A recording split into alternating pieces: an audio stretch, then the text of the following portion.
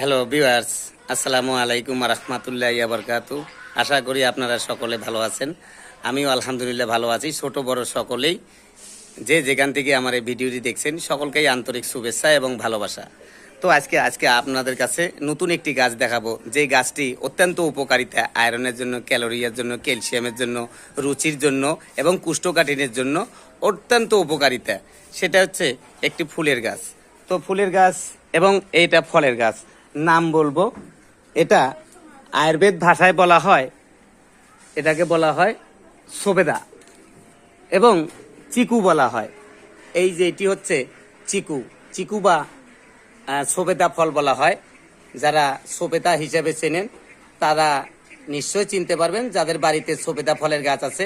এটা অত্যন্ত একটি সুস্বাদুদার ফল। তো এই ফলের গাছটি আপনাদেরকে আজকে দেখাচ্ছি। অত্যন্ত উপকারিতা, ক্যালসিয়াম, আয়রন, মিনারেল